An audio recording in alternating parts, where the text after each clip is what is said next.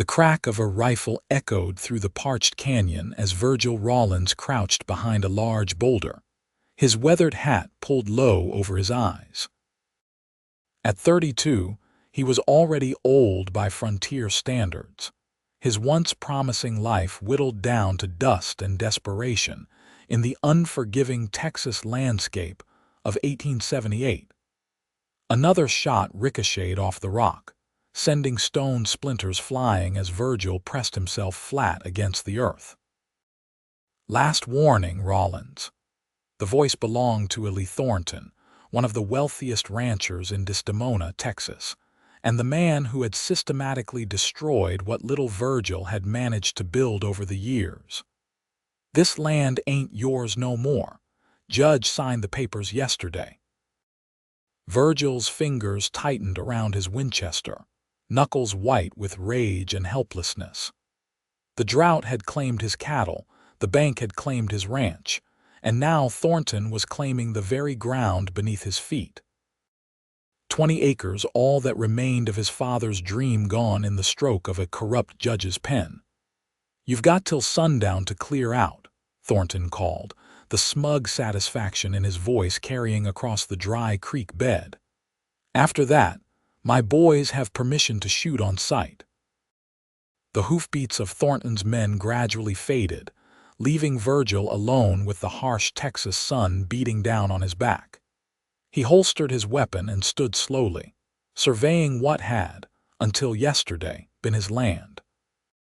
The small cabin he'd built with his own hands stood forlorn in the distance, a single plume of smoke rising from the chimney where he'd left coffee brewing that morning. 4 years of backbreaking work gone. 4 years of drought and determination, of sleeping in the saddle during cattle drives and counting pennies through winter, all of it swept away like tumbleweeds in a storm. Virgil trudged back to the cabin, each step heavier than the last. Inside, he gathered the few possessions worth taking. His father's watch, a photograph of his parents, a battered Bible, and the small leather pouch containing his life savings, $2.35. Everything else would have to be abandoned. By dusk, Virgil rode into Desdemona, a town that had once held promise but now felt like a monument to his failures. The main street was quiet, most respectable folk already home for supper. Only the saloon showed signs of life, yellow lamplight and raucous laughter spilling onto the dusty street. Virgil tied his horse to the hitching post and pushed through the batwing doors, the familiar smell of whiskey, tobacco, and unwashed bodies greeting him like an old friend. He needed a drink before figuring out his next move. "Well, look what the wind blew in," drawled Floyd, the barkeep, as Virgil approached. "Heard about your place, Rawlins. Damn shame." "Whiskey," Virgil replied, dropping a coin on the scarred wooden counter. He didn't want sympathy, not when it came too late and changed nothing. Floyd poured the amber liquid and slid the glass across. "What'll you do now? Head west, maybe?" Virgil downed the whiskey in one burning swallow. "California or Oregon, someplace where a man can still stake a claim without some cattle baron stealing it out from under him." A commotion at the far end of the saloon caught his attention. A crowd had gathered around what appeared to be an impromptu auction. Curiosity momentarily overriding his misery, Virgil drifted closer. $2. Do I hear $2 for the girl?" called out a heavy-set man in a stained waistcoat. "Come on, gents, she's young and healthy. Good for cooking, cleaning, or whatever else you fancy." The crowd parted slightly, and Virgil caught his first glimpse of the merchandise. A young woman stood on a makeshift platform, her wrists bound before her and her head bowed so low that her face was obscured by a curtain of tangled dark hair. Her dress, once perhaps a cheerful blue, was travel-stained and torn at the hem. She didn't move, didn't look up, even as men called crude comments and laughed. "Who's selling her?" Virgil asked a man beside him. "Wagon master from that train that came through yesterday," the man replied without taking his eyes off the girl. "Says she's trouble got her parents killed somehow. Nobody wants the burden of her, especially with winter coming." "$1.75 is all I'm offering," called a grizzled miner, "and that's charitable, considering she looks half dead already." The auctioneer frowned. "She's worth more than that. The girl can work, can't you, girl?" He nudged her roughly, causing her to stumble. Still, she didn't raise her head. "Show your face, girl," someone shouted. "Let's see what we're bidding on." The auctioneer grabbed a fistful of her hair, jerking her head up to reveal her face to the crowd. Virgil's breath caught in his throat. Despite the dirt and exhaustion, she was beautiful young, perhaps 19 or 20, with high cheekbones and full lips pressed into a tight line of defiance. But it was her eyes that struck him, large, clear, and filled with such profound grief that Virgil felt it like a physical blow. $2, Virgil found himself saying, the words out of his mouth before he'd consciously decided to speak. The saloon fell momentarily silent, then erupted in laughter. "Well, well," the auctioneer grinned, revealing tobacco-stained teeth. "Looks like Rawlins wants company on his way out of town. $2 from the man who just lost everything. Any higher bids, gents?" The miners and cowboys looked from Virgil to the girl and back again, assessing whether she was worth more than $2 or the potential trouble of outbidding a desperate man with nothing left to lose. $2 going once. The girl's eyes found Virgil's across the smoky room. There was no hope in them, no gratitude, just a hollow acceptance that one form of captivity was being exchanged for another. $2 going twice. Virgil's mind raced. What was he doing? He could barely feed himself, had no home, no prospects. The $2 in his pocket represented his entire future. Sold to Virgil Rawlins for $2, the crowd dispersed, interest waning now that the entertainment was over. The auctioneer roughly pushed the girl toward Virgil, holding out his hand for payment. "What's her name?" Virgil asked as he reluctantly counted out his coins. The auctioneer shrugged. "Called herself Hannah or Hope or something like that. Didn't pay much mind." He pocketed the money and turned away, already scanning the saloon for his next opportunity. Virgil stood awkwardly before the girl, suddenly aware of the absurdity of the situation. He'd just spent his last meaningful money on a person, a living, breathing human being who was now looking at him with eyes that held no fear, only a kind of resigned wariness. "I'm Virgil," he said gruffly, reaching for the rope that bound her wrists. "Virgil Rawlins." His fingers worked at the knots. "And I don't own you, no matter what that farce of an auction implied." "Hope," she said, her voice surprisingly clear and steady despite her appearance. "Hope Wells." The rope fell away and she rubbed her chafed wrists, still watching him carefully. "Why did you do that, Mr. Rawlins? Buy me, I mean." Virgil wished he had an answer that made sense, even to himself. "Seemed like the right thing to do," he finally said, "and I go by Virgil. Mr. Rawlins was my father." Hope's expression didn't change. "What happens now?" It was the question Virgil had been asking himself since being run off his land. Now it carried double the weight. "I don't rightly know," he admitted. "I've got no home to offer you, lost my ranch today. Was planning to head west, try my luck elsewhere." For the first time, a flicker of something, perhaps alarm, crossed her face. "You spent your money on me when you have nothing." Virgil shifted uncomfortably.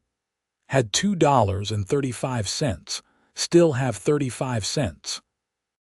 He attempted a smile that didn't quite reach his eyes. "Enough for a meal, at least." Hope stared at him for a long moment, as if trying to decipher some hidden motive in his features. "You're either the kindest man I've ever met," she finally said, "or the most foolish." "Been called worse," Virgil replied, gesturing toward the door. "Let's get some air." This place suddenly feels too cramped. Outside, the evening had turned cool, stars beginning to prick the darkening sky above Desdemona. Virgil led the way to his horse, a sturdy buckskin gelding that had been his faithful companion for years.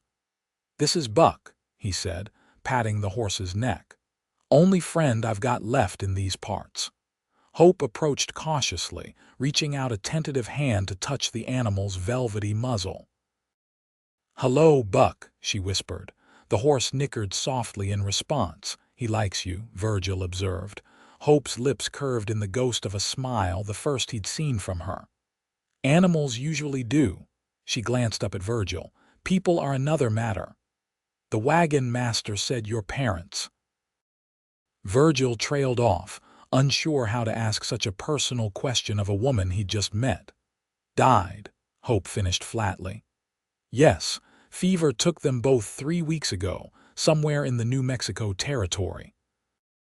The wagon master said I could continue with the train to California if I worked as a cook's helper, but then—" She stopped, her expression closing off again. "Then what?" Virgil prompted gently.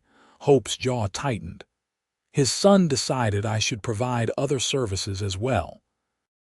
When I refused, he claimed I'd stolen supplies. No one believed me over the wagon master's boy. So they left me here, said the town could decide what to do with a thieving orphan girl." Anger flared in Virgil's chest at the injustice of it. "I'm sorry," he said, the words inadequate even to his own ears. Hope merely shrugged, but Virgil noticed how she hugged herself, as if trying to hold something broken together. "Where will you go?" she asked, clearly wanting to change the subject. "In the West, I mean. Oregon, maybe. Heard there's still good land available for homesteading. Or California, though that gold rush has mostly played out." Virgil hesitated, then added carefully, "You're welcome to come along if you've nowhere else to go, but I understand if you'd rather make your own way." Hope studied him, her gaze direct and assessing. "Why would you take me with you? I'm just another mouth to feed, and you're already starting over with nothing." "Two can survive as well as one sometimes," Virgil replied. "And I could use the company." He paused. "But I meant what I said in there. I don't own you. You're free to go whenever you choose." Hope considered this for a long moment before nodding slowly. "I'll come with you then, at least until we reach somewhere I can find proper work." Virgil felt an unexpected relief at her decision. "All right then." He glanced down the darkened street. "First thing is finding somewhere to sleep tonight. I've got a bedroll, but not much else." "The livery stable might let us sleep in the hay loft," Hope suggested, "if we offer to muck out stalls in the morning." Virgil raised an eyebrow, impressed by her practicality. "Good thinking." They walked together toward the livery at the edge of town, leading Buck behind them. The stable owner, a gruff old man named Jenkins, agreed to their proposal with surprising readiness. "Always need help with the mucking," he said, eyeing them curiously. "You two can use the loft, but no funny business, you hear. This is a respectable establishment." "Yes, sir," Virgil assured him, ignoring the assumption about their relationship. "We'll be gone by noon tomorrow." After settling Buck in an empty stall, they climbed the ladder to the hayloft. The space was warm and smelled of sweet hay, a vast improvement over sleeping under the stars on a cool autumn night. "We should get some rest," Virgil said, spreading his bedroll and then stepping back. "You take this. I'll make do with the hay." Hope hesitated, then accepted the bedroll with a quiet "thank you." She sat down, removing her worn boots with careful movements that suggested she was trying not to aggravate hidden injuries. Virgil pretended not to notice, giving her privacy as he made himself a makeshift bed several feet away. "Tomorrow we'll see about getting supplies before we leave," he said, settling into the hay. "Might be able to do some odd jobs to earn enough for basics." "I can sew," Hope offered. "And cook when there's food to work with." "That's good," Virgil replied, staring up at the rafters. "I can hunt, and I know enough carpentry to be useful. We might just make it." He wasn't sure if he was trying to convince her or himself. Silence fell between them, broken only by the occasional stamping of horses below and the distant hoot of an owl. "Virgil," Hope's voice came softly through the darkness. "Yes, thank you for buying my freedom." Virgil closed his eyes, thinking of all he'd lost and the uncertain future ahead. "Maybe we both got a second chance today," he said quietly. "Get some sleep, Hope. Tomorrow's going to be a long day." As the first light of dawn crept through the cracks in the stable walls, Virgil woke to find Hope already up and moving quietly around the loft. She had somehow managed to tidy her appearance despite limited resources, her hair neatly braided and her dress brushed free of the worst dirt. "Morning," he said, sitting up and running a hand through his own disheveled hair. "You're up early." "Old habits," she replied, folding his bedroll with efficient movements. On the farm, there were always chores waiting at sunrise. "Farm, huh?" Virgil stood, stretching muscles stiff from the hard floor. "Where was home before the wagon train?" "Missouri," Hope said, her hands stilling for a moment. "We had 40 acres near Springfield. Good land, but after my brother died in the war and Pa's health started failing, we couldn't keep up. Sold everything to head west for a fresh start." Her voice faltered slightly. "Didn't quite work out as planned." The simple understatement of her family's tragedy struck Virgil harder than dramatic tears might have. "I'm sorry," he said again, wishing he had better words to offer. Hope shrugged, resuming her task. "Life happens as it will. No use dwelling on what can't be changed." She glanced at him. "What about you? You said you lost your ranch." Virgil nodded grimly. "My pa came to Texas after the Mexican War, built up a small spread near Desdemona. When he died 6 years back, I took over. Been fighting drought and cattle barons ever since." He paused. "Yesterday I lost the fight. To this Thornton person the men mentioned, Eli Thornton." Virgil's jaw tightened. "Man's determined to own every acre from here to the county line. Uses the drought to squeeze smaller ranchers out, then buys their land for pennies on the dollar. When that doesn't work, he's not above more direct methods." Hope studied him. "He threatened you, gave me till sundown to clear out or be shot as a trespasser on my own land." Virgil's bitter laugh held no humor. Law's on his side now, got the judge in his pocket. "I'm sorry," Hope echoed his earlier sentiment, and somehow from her lips the words carried more weight. "It's not right." "No," Virgil agreed. "It's not. But like you said, no use dwelling on what can't be changed." He picked up his hat, settling it firmly on his head. "Let's get those stalls mucked out, then see about earning enough for supplies." The physical labor of cleaning the stables provided a welcome distraction, and Virgil found himself impressed by Hope's work ethic.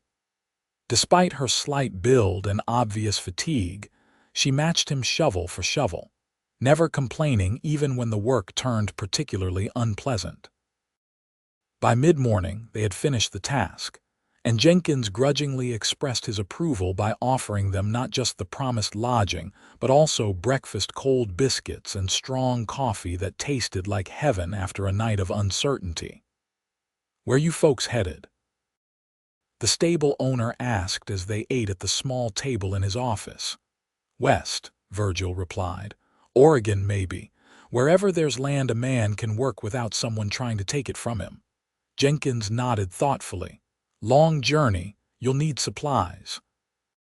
He hesitated, then added, "Mason over at the general store might have work. Heard his stock boy broke his leg yesterday." Virgil exchanged a glance with Hope. "Worth asking, I suppose." After finishing their breakfast, they made their way to Mason's general store, a well-maintained establishment on Desdemona's Main Street. The proprietor, a thin man with spectacles perched on his nose, looked up from his ledger as they entered. help you folks?" he asked, eyes narrowing slightly as he took in their travel-worn appearance. "Jenkins at the livery mentioned you might need help," Virgil said. "Said your stock boy had an accident." Mason sighed. "Tommy fell off the loading dock yesterday. Doc says he'll be laid up for weeks." He studied Virgil more carefully. "You're Rawlins, aren't you? The rancher Thornton ran off." Virgil stiffened. "That's right." To his surprise, Mason nodded approvingly. "Never did like Thornton's methods. Man thinks money entitles him to take whatever he wants." He glanced at Hope. "Your wife." Before Virgil could correct him, Hope spoke up. "We're traveling companions, Mr. Mason, both heading west for a fresh start." Mason absorbed this information with raised eyebrows but asked no further questions. "I've got a shipment coming in on today's stage," he said. "Needs unloading, unpacking, and shelving. Pays $2 for the day's work." "We'll take it," Virgil said immediately, grateful for the opportunity. "Good." Mason gestured toward the back of the store. "Stage usually arrives around noon. In the meantime, there's a stack of crates in the storeroom that needs sorting." For the next several hours, Virgil and Hope worked steadily, organizing the storeroom and preparing for the incoming shipment. When the stagecoach finally rumbled into town, they helped unload numerous crates and barrels containing everything from canned goods to bolts of fabric. By late afternoon, they had shelved most of the new merchandise and swept the store clean. Mason, watching their efficient teamwork, seemed impressed. "You two work well together," he observed as he counted out their payment. "Thank you for the opportunity, Mr. Mason," Hope said, accepting the money Virgil passed to her.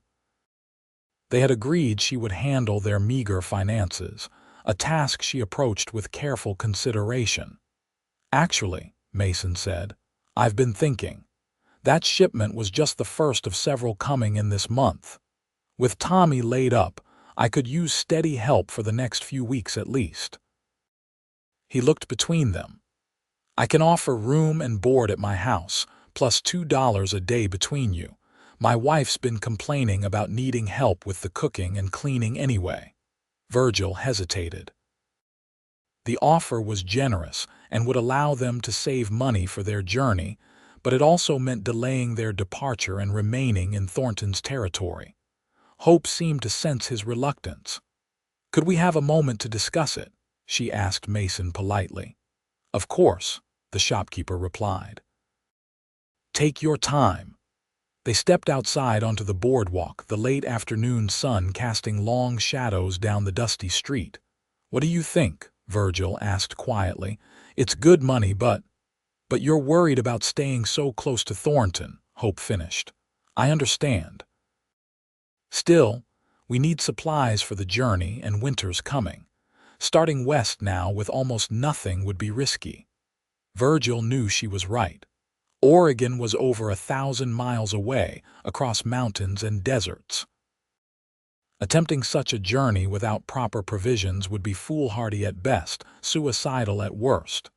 2 weeks, he decided. "We work for Mason for 2 weeks, save every penny, then head out before the first snow falls in the mountains." Hope nodded. 2 weeks, she agreed. "And we stay clear of Thornton and his men." They returned to the store and accepted Mason's offer, with the stipulation that their employment would be temporary. The shopkeeper seemed pleased regardless, leading them to his home, a comfortable 2-story house a short distance from the store. Mrs. Mason, a plump, cheerful woman with graying hair, welcomed them warmly. "Goodness, you two look half-starved," she declared after introductions were made. "Dinner's almost ready. After you eat, I'll show you to your rooms." The meal that followed was the most substantial either of them had eaten in days: roast beef with potatoes, fresh bread, and apple pie for dessert. Virgil found himself relaxing for the first time since losing his ranch. The simple pleasure of good food and friendly company, easing some of the tension from his shoulders.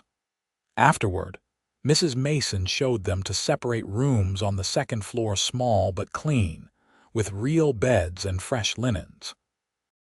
For Virgil, who had grown accustomed to sleeping under the stars or in his sparse cabin, the accommodation seemed luxurious. "Sleep well," Hope said softly as they parted in the hallway. "And thank you again for everything." Virgil shook his head. "No need for thanks, we're in this together now." A small smile touched Hope's lips. "Yes," she said, "I suppose we are." As he settled into the unfamiliar comfort of the bed, Virgil found himself thinking about the strange turn his life had taken. 24 hours ago, he'd been a rancher with land and purpose. Now he was a drifter with nothing to his name but a horse, the clothes on his back, and an unexpected companion who somehow made his uncertain future seem less bleak. For the first time in years, Virgil fell asleep without the weight of the ranch pressing on his mind. And if his dreams were filled with images of sad eyes slowly learning to hope again, he didn't remember them by morning. The next 2 weeks established a rhythm that felt almost normal.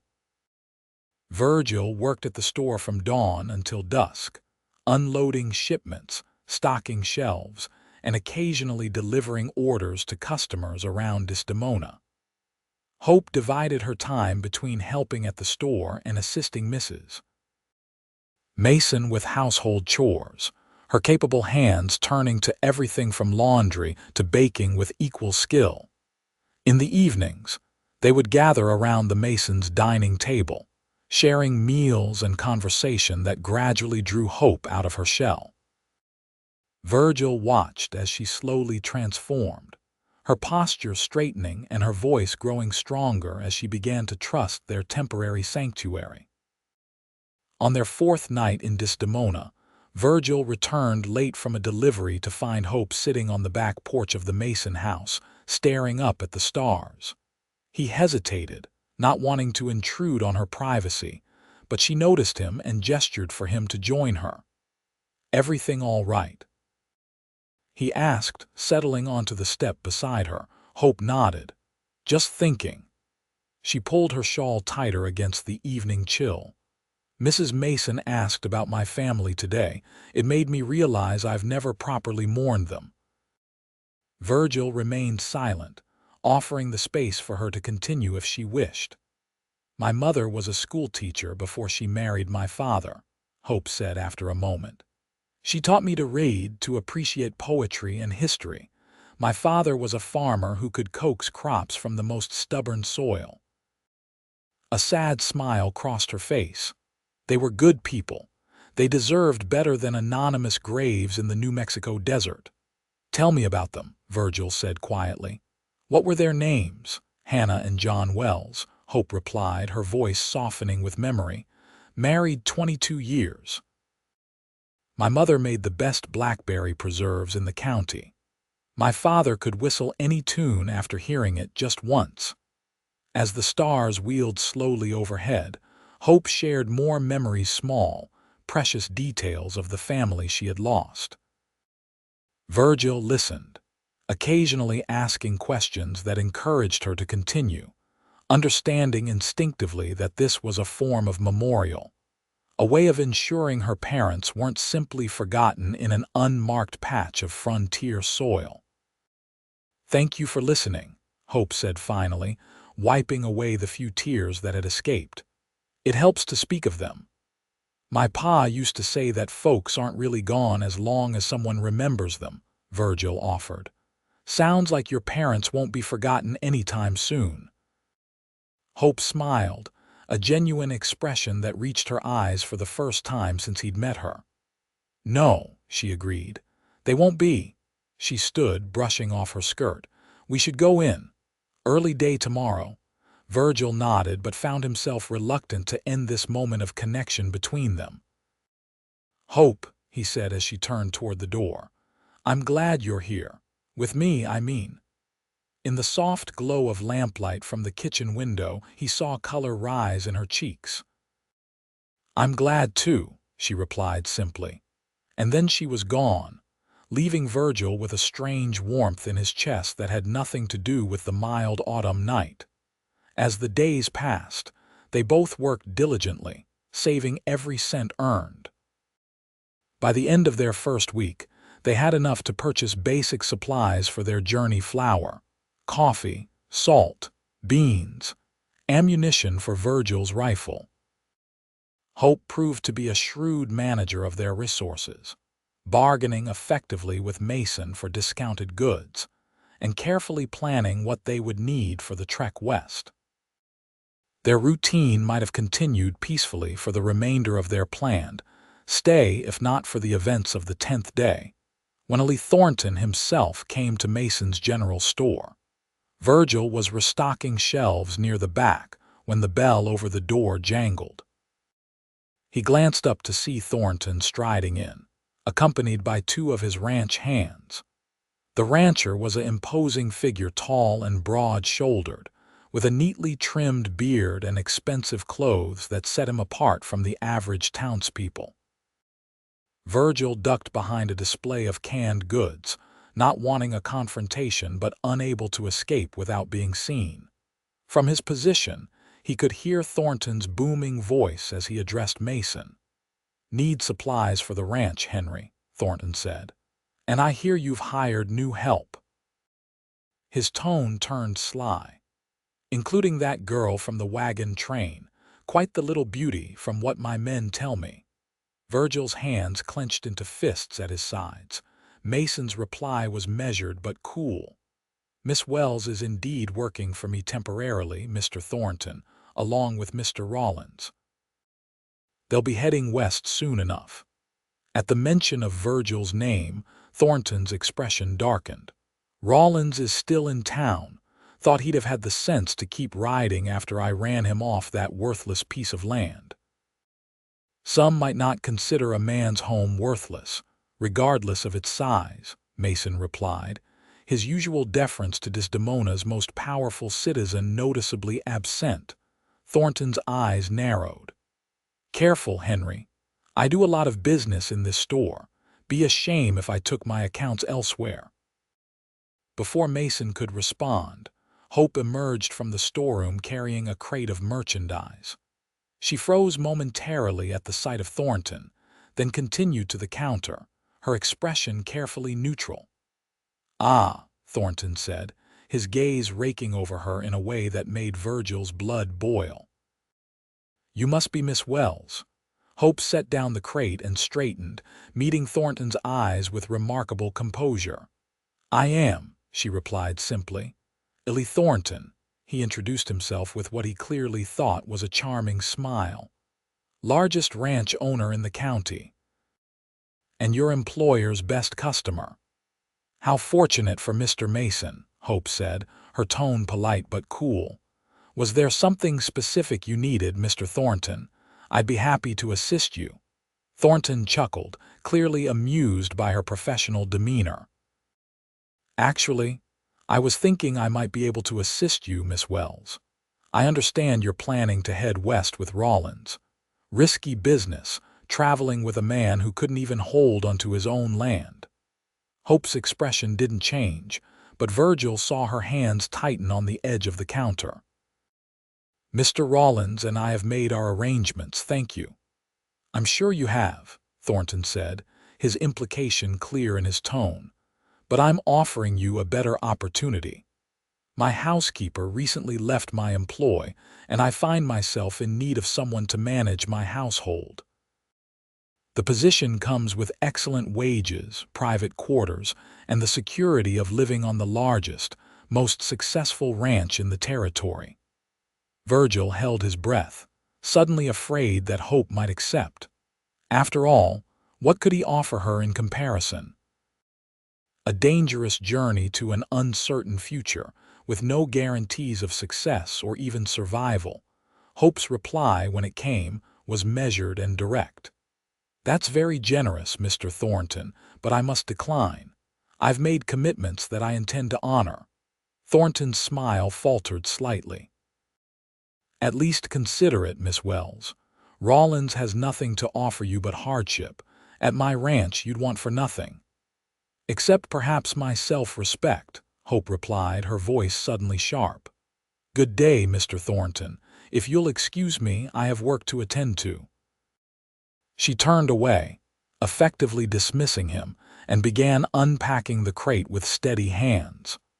Virgil could see the tension in her shoulders, but to anyone else, she appeared perfectly composed. Thornton's face darkened with anger at the rejection. He leaned closer to Mason and said in a low voice that Virgil could barely hear, "That girl needs to learn some manners. And as for Rawlins, tell him he'd be wise to leave Desdemona soon. Very soon." With that, he turned and strode out, his men following like well-trained dogs. The bell jangled discordantly as the door slammed behind them. Virgil emerged from his hiding place, moving quickly to Hope's side. "You all right?" he asked quietly. She nodded, though her hands trembled slightly as she arranged tins on the shelf. "Yes, he's just a bully like all the rest." Mason approached, looking troubled. "I'm sorry about that, both of you, but Thornton's not someone to cross lightly. He meant that threat, Virgil." "I know," Virgil agreed grimly. "We'll need to leave sooner than planned." Hope stopped her work, turning to face them. "We can't let him chase us off before we're ready. We need more supplies, more money for the journey." "And I need you both safe," Mason countered. "Thornton has too much influence in this town if he decides to make trouble for you." He shook his head. "I've seen what happens to folks who get on his bad side." Virgil ran a hand through his hair, thinking rapidly. "How much more do we need?" he asked Hope. She bit her lip, calculating. "Another week's wages would give us enough for a proper tent, more ammunition, medical supplies, and a second horse so we can pack more food." "A week might be too long," Virgil mused, "but maybe a few more days." Mason considered this. "I could advance you some of your wages," he offered. "Not all, mind you, business hasn't been that good, but enough to help." "That's very generous," Hope said, "but we couldn't—" "You can and you will," Mason interrupted firmly. "Consider it my way of showing Thornton he doesn't own this entire town." He glanced at the window where Thornton and his men could be seen mounting their horses. "But you should still plan to leave soon. 3 days at most." Virgil nodded, his decision made. 3 days. We'll work tomorrow and the next, then leave at dawn on the 3rd day. He looked at Hope. "That work for you?" She met his gaze, determination replacing the momentary uncertainty in her eyes. "Yes," she agreed. 3 days. Later that night, after the Masons had gone to bed, Virgil found Hope in the kitchen, making lists by lamplight at the table. She looked up as he entered, offering a small smile that did strange things to his heartbeat. "Can't sleep?" she asked. Virgil shook his head. "Too much on my mind." He pulled out a chair and sat across from her. "What about you?" "Planning," she replied, gesturing to her notes. "Trying to make sure we don't forget anything essential." She pushed a piece of paper toward him. "What do you think about this route?" Virgil studied the rough map she had drawn, impressed by her thoroughness. "Looks good," he said, "though we might want to avoid this section here." He pointed to an area she had marked, Apache territory, better to go a bit farther north. Hope nodded, making the adjustment. "I never thanked you properly," she said suddenly, "for standing up to Thornton today."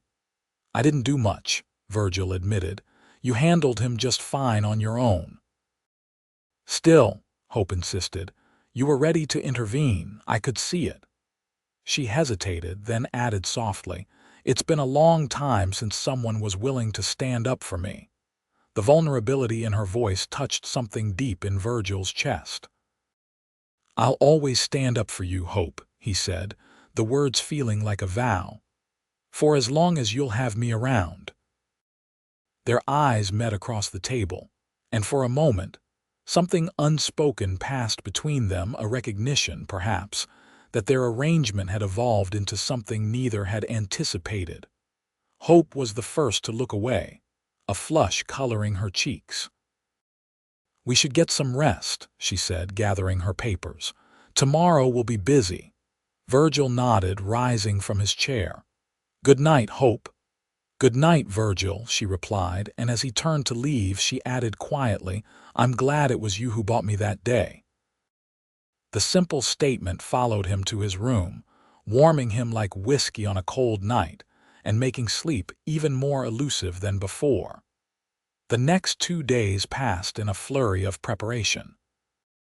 With Mason's advanced wages, they purchased the remaining supplies they needed: a sturdy canvas tent, additional ammunition, medical supplies, preserved foods that would travel well, and most importantly, a second horse, a gentle bay mare that Hope named Penny. Mason also contributed unexpectedly to their preparations, providing them with detailed maps of the territories they would cross and letters of introduction to contacts he had in settlements along their route. "Not much," he said gruffly when Virgil tried to thank him, "but might make the journey a bit easier." On their final evening in Desdemona, Mrs. Mason prepared a special dinner, complete with a cake she had baked for the occasion. The atmosphere was bittersweet, a celebration of new beginnings tinged with the knowledge that they might never see each other again. After dinner, as Hope helped Mrs. Mason with the dishes, the older woman pressed a small parcel into her hands. "Just a few things I thought might be useful," she explained when Hope tried to protest. "Some seeds from my garden for when you settle somewhere, a bit of fabric for mending, and—" She hesitated, then added with a knowing smile, "a wedding ring that belonged to my mother." Hope's eyes widened. "Mrs. Mason, I couldn't possibly. Two young people traveling alone will face fewer questions if they appear to be married," Mrs. Mason said practically. "And I've seen the way you look at each other, even if neither of you has admitted it yet." She patted Hope's hand. "Take it. Use it if the time comes that you want to." Hope carefully tucked the parcel into her pocket, too overwhelmed to argue further. "Thank you," she whispered, embracing the woman who had shown her such unexpected kindness. "For everything." Later that night, as Hope finished packing her few belongings in preparation for their early departure, there was a soft knock at her door. She opened it to find Virgil standing there, looking uncharacteristically nervous. "Everything all right?" she asked, stepping back to let him enter. "Yes," he said then. "No." He paced the small room, struggling to find words. "Hope, I need to ask you something important." She sat on the edge of the bed, suddenly apprehensive. "What is it?" Virgil stopped pacing and faced her directly. "The journey ahead, it's going to be dangerous." "I won't lie about that. We'll face bad weather, rough country, possibly hostile tribes or bandits." "I know the risks," Hope said quietly. "I'm not afraid." "That's not—" Virgil ran a hand through his hair in frustration. "What I'm trying to say is, I don't want you to feel obligated to come with me just because I paid those $2 in the saloon. If you want to stay in Desdemona, find work here, build a life—" "Is that what you want?" Hope interrupted, her voice suddenly small. "For me to stay behind?" "God, no," Virgil said with such vehemence that Hope blinked in surprise.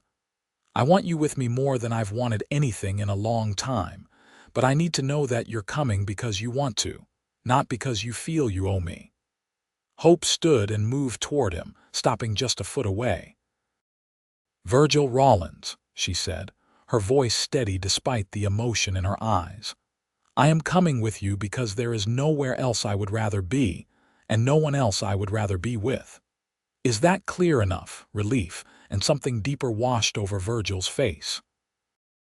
"Perfectly clear," he said softly. Then, gathering his courage, he reached out to take her hand. "Hope, I know we've only known each other a short time, but these past 2 weeks—" "I feel it too," she admitted, her fingers tightening around his. "This connection between us, it's unexpected, but—" "But right," Virgil finished. Slowly, Giving her every chance to pull away, he leaned forward and brushed his lips against hers in a kiss so gentle it was barely more than a whisper. When he drew back, Hope's eyes remained closed for a moment, as if savoring the sensation. When she opened them, there was a new light there, a warmth that hadn't been present before. "We should get some rest," Virgil said reluctantly. "Dawn comes early." Hope nodded, but neither made a move to separate. "Virgil," she said after a moment, "whatever happens on this journey, I'm glad we're facing it together." "Together," he agreed, the word a promise. "Now get some sleep. Tomorrow we start our new life." As he turned to leave, Hope called after him softly, "You were wrong, you know." Virgil paused in the doorway. "About what?" A smile curved her lips. "About having nothing to offer me. You've given me something I thought I'd lost forever." "What's that?" he asked. "Hope," she replied simply. "You gave me hope." Long after Virgil had returned to his own room, the echo of her words remained with him, filling the darkness with a light he had never expected to find in the aftermath of losing everything he thought mattered. They departed Desdemona as planned, just as dawn was breaking over the eastern horizon. The town was quiet, most citizens still asleep in their beds, but the Masons were up to see them off, providing a hearty breakfast and final words of advice. "Stay on the main trails when you can," Mason counseled as they loaded their supplies onto the horses. "And remember, the Comanche and Apache aren't your enemies unless you make them so. Treat them with respect if you encounter them." "We will," Virgil assured him, securing the last of their packs. He offered his hand to Mason. "Thank you for everything, Henry. Not many would have helped us the way you did." The shopkeeper clasped his hand firmly. "You're good people, both of you. The world needs more like you, not less." Mrs. Mason embraced Hope tearfully, pressing a final package of food into her hands. "For the road," she said. "And remember what I told you about the ring." Hope nodded, blinking back tears of her own. "I won't forget," she promised. With final farewells exchanged, they mounted their horses, Virgil on Buck and Hope on Penny, and set off westward, following the main road out of town. Neither looked back as Desdemona fell away behind them, their focus entirely on the journey ahead and the future they hoped to build. The first week on the trail passed without major incident. They traveled steadily westward, covering between 15 and 20 miles each day depending on the terrain. The weather held fair, with crisp autumn days giving way to cool nights that required the warmth of a campfire and their shared tent. It was on the 8th night, as they camped beside a small creek, that they heard the riders approaching. Virgil was instantly alert, reaching for his rifle as the sound of hoofbeats grew louder in the darkness. "Stay by the fire," he instructed Hope quietly. "But be ready to run for the horses if I tell you to." Hope nodded, drawing the small revolver Mason had insisted she take from beneath her skirt. She had practiced with it during their journey, and while not an expert marksman, she could hit a target at close range if necessary. Virgil positioned himself at the edge of the firelight, rifle ready but not aimed directly at the approaching riders. When they came into view, 3 men on horseback, moving at a deliberate pace, his jaw tightened in recognition. "Well, look what we found, boys," called the leader of the group as they drew rein about 20 feet from the campfire. "Rawlins and his little lady, all alone in the big, bad wilderness." Virgil recognized them as Thornton's men, the same ones who had accompanied him to the general store. "You're a long way from Desdemona," he replied evenly. "Bit off your usual range, isn't it?" The leader, a wiry man with a scar across his left cheek, grinned unpleasantly. "Mr. Thornton has interests all over the territory. Sent us to make sure you were really leaving like you promised." "As you can see, we're well on our way," Virgil said, his finger resting lightly on the rifle's trigger. So you can ride on back and tell him we won't be bothering him anymore." The second man, younger but with the hard eyes of someone who enjoyed cruelty, spat into the dirt. "Boss said to make sure you understood his message proper," he drawled. "Said to teach you what happens to folks who disrespect him."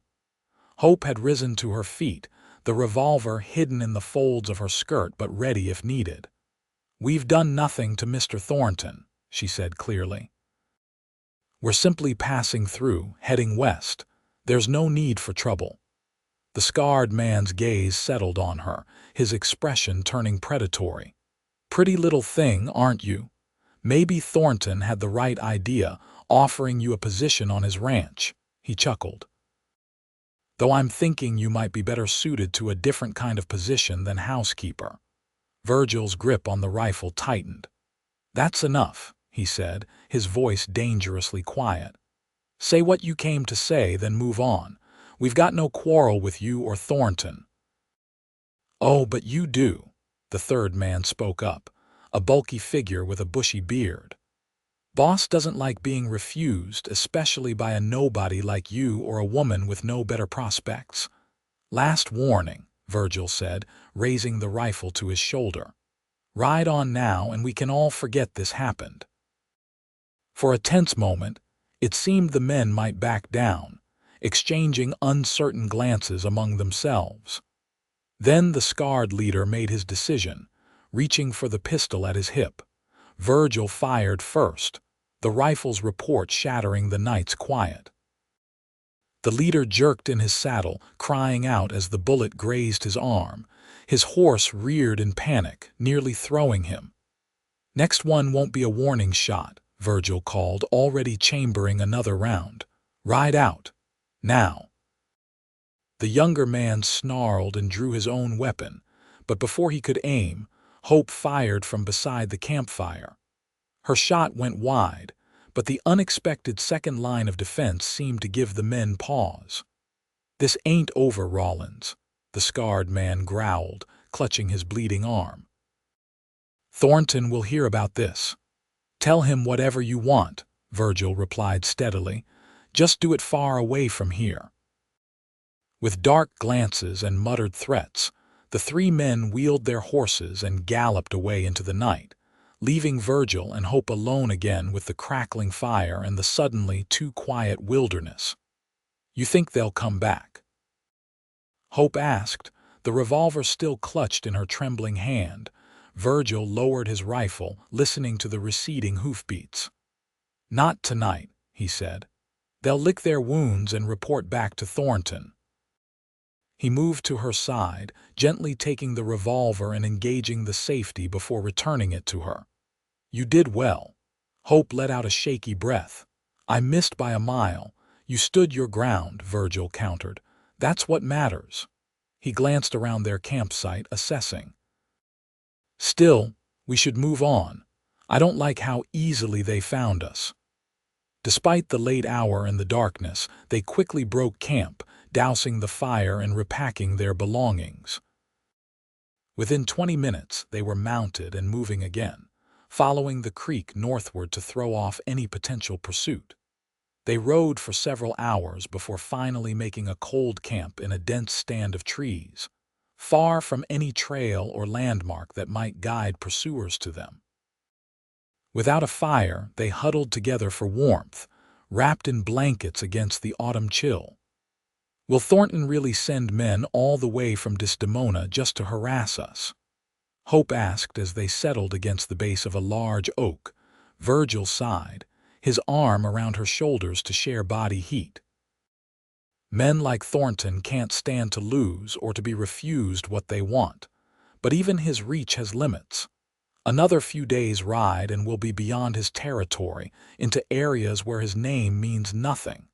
Hope nodded, her head resting against his chest. "I'm sorry," she said after a moment, "for bringing this trouble on you." Virgil tightened his arm around her. "You didn't bring anything on me," he said firmly. "Thornton had it in for me long before you came along. If anything, I'm the one who should apologize for dragging you into my fight." "It's our fight now," Hope replied softly. "Our journey, our future." She tilted her face up to look at him in the dim starlight filtering through the branches above. "I don't regret a single step that led me here, Virgil, not one." The simple declaration touched him deeply. Slowly, giving her time to pull away if she wished, he bent his head to kiss her. Unlike their first kiss, this one deepened, speaking of need and growing affection, and the bond that had formed between them in the face of adversity. When they finally broke apart, both breathless, Virgil rested his forehead against hers. "When we find a proper town," he said quietly, "with a church and a preacher, I'd like to make this official, if you'll have me." In the darkness, he felt rather than saw Hope smile. "I think Mrs. Mason suspected this might happen," she said, reaching into her pocket and withdrawing something small that glinted faintly in the starlight. "She gave me her mother's ring just in case." Virgil laughed softly, taking the simple gold band from her palm. "Smart woman, Mrs. Mason." He grew serious again, holding the ring between them. "Hope Wells, will you marry me? Not because it's practical for traveling or because of what others might think, but because I find myself falling in love with you more with each passing day." Hope's breath caught audibly. "Yes," she whispered, her voice thick with emotion. "Yes, Virgil Rawlins, I will marry you, because against all odds I've fallen in love with you too." He slipped the ring onto her finger where it fit as if made for her. They sealed the impromptu engagement with another kiss, finding unexpected joy in the midst of danger and uncertainty. That night, despite the hard ground and the chill air, they slept peacefully in each other's arms, their shared warmth a bulwark against the wilderness and whatever trials might still lie ahead. Dawn brought renewed caution, but also determination. They traveled steadily northwestward for the next several days, avoiding main trails and keeping a vigilant watch for any sign of pursuit. By the time they crossed the border from Texas into New Mexico territory, they were reasonably confident that Thornton's men had abandoned the chase. The terrain grew increasingly rugged as they pushed westward, the flat plains giving way to rolling hills, and then the foothills of distant mountains. Game was plentiful, allowing Virgil to supplement their provisions with fresh meat, while Hope proved adept at identifying edible plants and berries that added variety to their meals. They fell into an easy rhythm together, sharing the tasks of setting up camp, cooking, and standing watch. In the evenings, they would talk for hours beside the fire, sharing stories of their pasts and dreams for their future. Virgil spoke of his father's legacy and his own failures and successes as a rancher, while Hope revealed more about her childhood in Missouri, her love of books, and her secret ambition to someday become a teacher. "You'd be wonderful at it," Virgil told her one night as they watched the stars appear one by one in the darkening sky. "When we settle somewhere, you should pursue that dream." Hope smiled, leaning against him. "First, we need to find that somewhere," she reminded him. "Somewhere with good land, water, and preferably few neighbors like Thornton." "Oregon," Virgil said confidently. "The Willamette Valley. They say it's green year-round with rich soil and plenty of rainfall. And a school in need of a teacher," Hope teased. "If there isn't one, we'll build it," Virgil promised, pressing a kiss to her temple. "Right after our house and barn." These moments of peace and companionship made the hardships of the journey, cold nights, occasional shortages of water, the constant vigilance required in unfamiliar territory seem manageable, even worth enduring for the future they were building together. It was in the small settlement of San Lorenzo, a dusty collection of adobe buildings and wooden storefronts nestled in a valley of the New Mexico territory, that they found the opportunity to formalize their commitment. The town boasted a small church with a resident priest, as well as a general store where they could replenish their supplies. "What do you think?" Virgil asked as they rode slowly down the main street, taking in the modest but well-maintained buildings. "It's not much, but it has what we need," Hope finished, her gaze lingering on the whitewashed church with its simple wooden cross. She wore her best dress, the blue one she'd been wearing when Virgil first saw her, now carefully mended and cleaned, and had arranged her hair in a neat braid adorned with wildflowers gathered that morning. They stabled their horses at the town's small livery, arranged for rooms at the only boarding house, and then made their way to the church. The priest, Father Martinez, received them warmly despite the lack of notice, agreeing to perform the ceremony the following morning.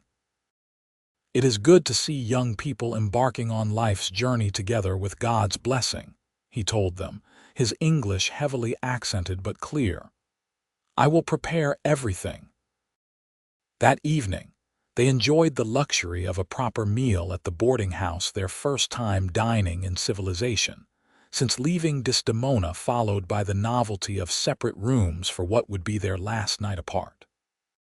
"Seems strange to be away from you," Virgil admitted as they stood in the narrow hallway between their doors. "I've grown used to falling asleep with you beside me." Hope smiled, a becoming blush coloring her cheeks. "One more night," she said softly, "and then a lifetime together." He kissed her good night with a tenderness that spoke of deeper emotions than mere passion, of respect, partnership, and the kind of love that builds slowly but endures. The next morning dawned clear and bright, as if nature itself approved of their union. Virgil, having purchased a simple silver band from the general store the previous day, dressed in his cleanest shirt and brushed his hat until it was free of trail dust. When he met Hope outside the boarding house, the sight of her stole his breath away.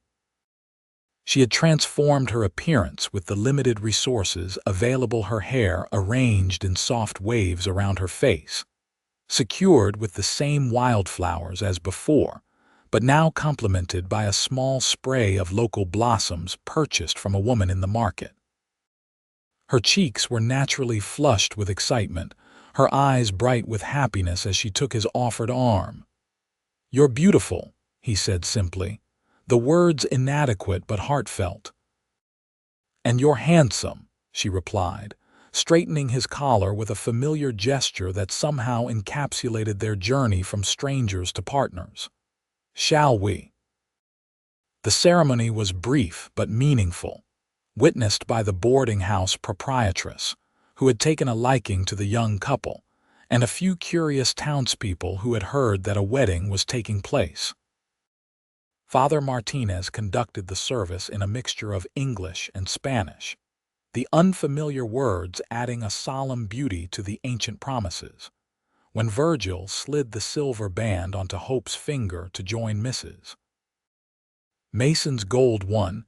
His hands were steady, but his voice roughened with emotion as he repeated the vows. Hope's response was clear and unwavering, her eyes never leaving his as she promised to love, honor, and cherish him for all her days.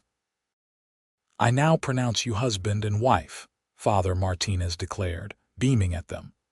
"What God has joined together, let no man put asunder." Their first kiss as a married couple was sweet and brief, mindful of their audience but filled with the promise of deeper intimacy to come. As they turned to face the small gathering, Hope, now officially Mrs. Virgil Rawlins, the boarding house owner, surprised them by producing a small cake she had baked for the occasion. "Every wedding needs a celebration," she insisted in her heavily accented English, "even a small one." The impromptu reception that followed was modest but joyful, with the townspeople offering congratulations and good wishes for their journey westward. Several of the women took Hope aside to offer advice on married life and homesteading, while the men engaged Virgil in discussions about the best routes to Oregon and the conditions they might expect along the way. By mid-afternoon, they had thanked their hosts and returned to the boarding house, now sharing a single room that seemed both intimidatingly intimate and perfectly right. Hope set about arranging their few belongings while Virgil sat on the edge of the bed, watching her with a sense of wonder. "Mrs. Rawlins," he said experimentally, enjoying the sound of it. "Hope Rawlins." She turned to him, a smile playing at her lips. "It sounds natural," she said, "as if I was always meant to have your name." "Perhaps you were," Virgil replied, holding out his hand to her. "I'm beginning to think none of this was accident, losing my ranch, being in that saloon on that particular night, finding you." Hope moved to him, taking his outstretched hand and allowing him to draw her down beside him on the bed. "Do you believe in fate, Mr. Rawlins?" she asked, her tone gently teasing despite the seriousness of the question. "I believe in making the best of what life gives you," Virgil answered, brushing a strand of hair from her face. "And life gave me you, which makes me the luckiest man in the territory." The kiss that followed held none of the restraint of their public exchange in the church. This was a private declaration, the beginning of the physical expression of the bond they had already formed in heart and mind. With gentle hands and whispered words of reassurance, Virgil and Hope embarked on the final aspect of their union, learning each other's bodies with the same care and respect with which they had come to know each other's souls. Later, as twilight painted the small room in shades of purple and gold, they lay together in peaceful contentment, plans for the continuation of their journey temporarily set aside in favor of simply being together in the moment. "I never imagined this," Hope murmured, her head resting on Virgil's chest where she could hear the steady beating of his heart. "When my parents died, I thought my life was over. I never dreamed I might find happiness again so soon." Virgil's arms tightened around her. "We'll honor their memory by building the kind of life they would have wanted for you," he promised. "A good home, children someday, a place in a community where you can use your gifts." Hope lifted her head to look at him, her expression suddenly serious. "You want children, Virgil?" "We've never really discussed it." "I do," he said without hesitation. "Always have. My pa used to talk about grandchildren running around the ranch someday." A shadow crossed his face at the memory of what he had lost. "Won't be the same land, but the dream is still good." Hope's smile returned, soft and intimate. "I want that too," she admitted. "A family, a home filled with love and laughter." "Then that's what we'll build," Virgil said, sealing the promise with a kiss that led naturally to a renewal of their earlier passion, cementing the foundation of their marriage on this first of many nights together. The next morning, they set out from San Lorenzo with renewed purpose, their legal union adding a layer of security and commitment to their already strong partnership. The terrain grew increasingly challenging as they pressed westward, crossing the continental divide and entering the territories that would eventually lead them to Oregon. Winter was approaching, bringing colder nights and the threat of early snow in the higher elevations. They pushed their pace as much as was reasonable, knowing they needed to cross the most difficult mountain passes before they became impassable.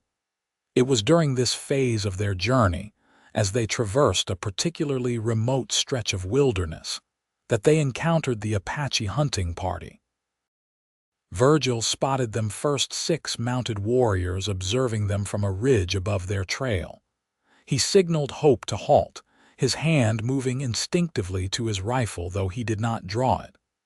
"Apache," he said quietly, "don't make any sudden moves." Hope nodded, keeping her hands visible on the reins as the warriors approached. Their leader, distinguished by the elaborate decoration of his mount's bridle, raised a hand in greeting as they drew near. "We come in peace," Virgil called, using the few words of Apache that Mason had taught him. Then in English, "We're just passing through, heading west." The leader studied them thoughtfully before responding in surprisingly good English. "This is Apache land," he said. "Many white men come through, take what is not theirs, leave nothing but trouble behind. We seek only safe passage," Hope spoke up, her voice calm despite the tension of the moment. "We respect that this is your land." The leader's gaze shifted to her, his expression unreadable. "Where do you go, woman who rides with one man?" "Oregon," she replied. "To find a home to farm."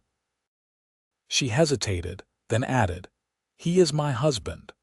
This declaration seemed to interest the Apache, who exchanged words with his companions in their own language before addressing them again. "My people say white man's wife usually rides in wagon, not on horse like warrior." Despite the gravity of the situation, Virgil felt a surge of pride in Hope's capable handling of both her horse and the conversation. "My wife is strong," he said simply. "We travel light and fast to beat the winter." The leader considered this, then nodded slowly. "I am Nastas," he introduced himself. "These are my brothers," he gestured to the other warriors. "We hunt deer for our people." "I am Virgil," he replied, following the lead of the formal introduction. "This is my wife, Hope." Nastas spoke again with his companions, a longer discussion this time. Finally, he turned back to them. "It will be dark soon. You will come to our camp, share our fire. In morning, we show you safe path through mountains." Virgil and Hope exchanged glances, silently weighing the invitation. To refuse might be seen as an insult, yet following armed strangers to an unknown location carried its own risks. After a moment, Virgil nodded his acceptance. "We would be honored," he said formally, hoping they were making the right decision. Nastas seemed pleased by their agreement. With a gesture to follow, he led them off the main trail and into the wilderness, following paths invisible to untrained eyes. After an hour's ride, they arrived at a small encampment nestled in a protected valley, several hide-covered dwellings arranged around a central fire, with women working at cooking and other tasks while children played nearby. Their arrival caused an immediate stir, the women gathering the children close and watching the strangers warily. Nastas spoke to them at length, apparently explaining the visitors' presence, and gradually the tension eased. An older woman, her face lined with wisdom and experience, approached Hope with a gesture of welcome. "Grandmother says you share our meal," Nastas translated. "Great honor." Hope dismounted gracefully, offering a respectful nod to the elder. "The honor is ours," she said sincerely. "Thank you for your hospitality." As the evening progressed, their initial apprehension gave way to cautious cultural exchange. The Apache were curious about their journey, their reasons for leaving their homes, and their plans for the future. Through Nastas's translation, Virgil and Hope shared their story: the loss of Virgil's ranch, their meeting in Desdemona, their marriage, and their hopes for a new beginning in Oregon. The tale seemed to resonate with their hosts, who nodded in understanding at the themes of loss, perseverance, and new beginnings. In turn, Nastas explained that his people were adjusting to changing circumstances as well, finding ways to maintain their traditions while adapting to the realities of increased white settlement in their traditional territories. "We not want war," he said as they sat around the fire, sharing a meal of venison and wild plants prepared by the women. "But we fight if must, to protect our children our way." "I understand that," Virgil replied, thinking of how he had stood against Thornton's men to protect Hope and their future. "Any man would do the same." Nastas studied him thoughtfully. "You different from many white men I meet," he observed. "You listen, you respect." Hope, who had been conversing with the women through gestures and the few Spanish words they had in common, rejoined them at the fire. "Your people have been very kind to us," she said. "We won't forget it." As promised, in the morning, Nastas and two of his warriors guided them through a little-known pass that shaved days off their journey and avoided the worst of the mountain terrain that might have become snowbound. Before they parted ways, the Apache leader presented them with a gift, a finely crafted leather pouch containing dried meat, berries, and medicinal herbs. "For journey," he explained. "Medicine good for many sickness. Food lasts many days." "Thank you," Virgil said, offering in return one of his prized possessions, a silver pocket compass that had belonged to his father. "To find your way always." Nastas accepted the gift with grave courtesy, examining the instrument with interest. "We meet as strangers," he said, "part as friends. May your journey be safe, your new home strong." With these words of blessing, they continued on their separate ways, Virgil and Hope following the path Nastas had shown them through the mountains, while the Apache returned to their hunting grounds. "I never expected such kindness from people we were taught to fear," Hope remarked as they rode through the pass. The breathtaking vista of endless mountains and valleys spread before them. "People are just people," Virgil replied, "no matter the color of their skin or the language they speak. Some good, some bad, most just trying to live their lives as best they can."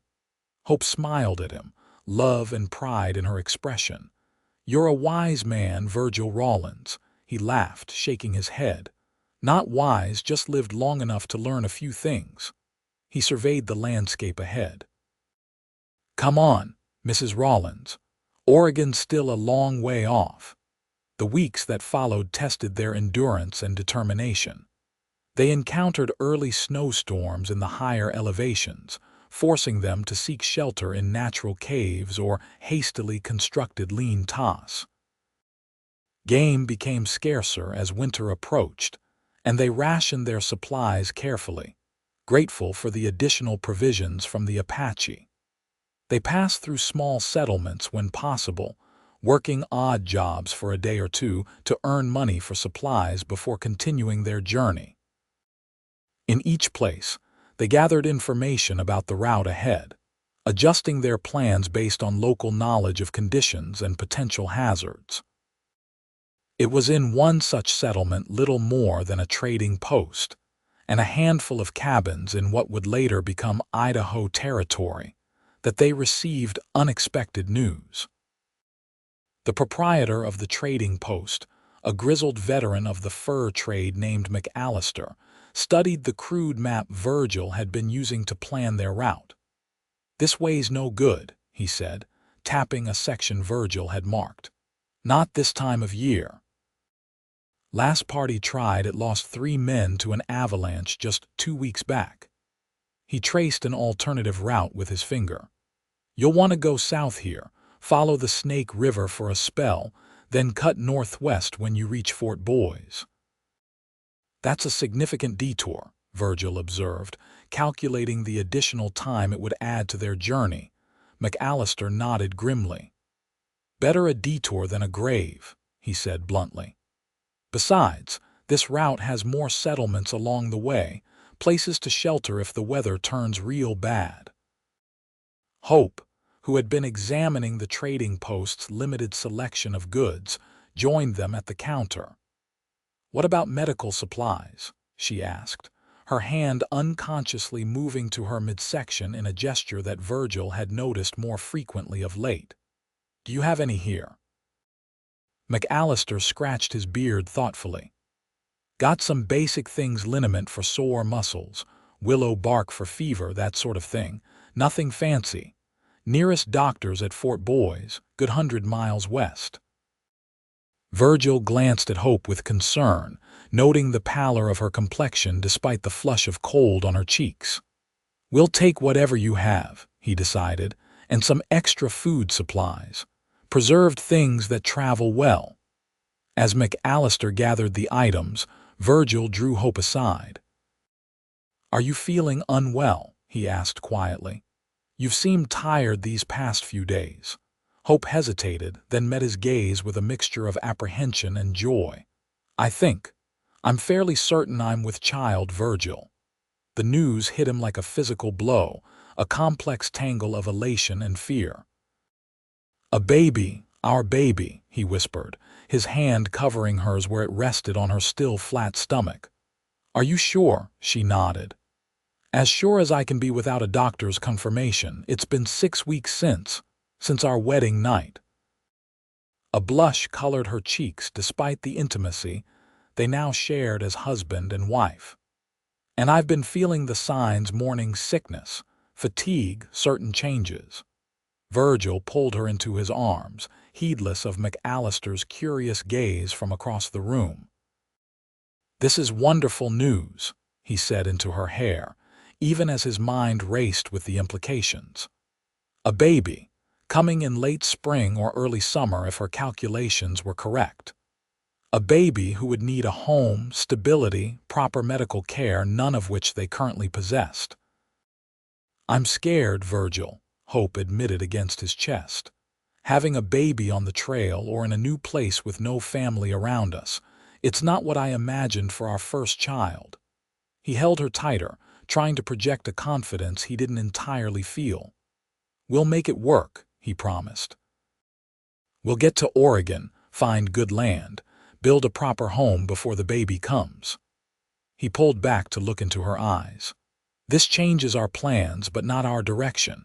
We just need to move more carefully now, with 3 lives to protect instead of 2. Hope managed a smile, drawing strength from his determination. 3, she repeated softly. Our family is already growing.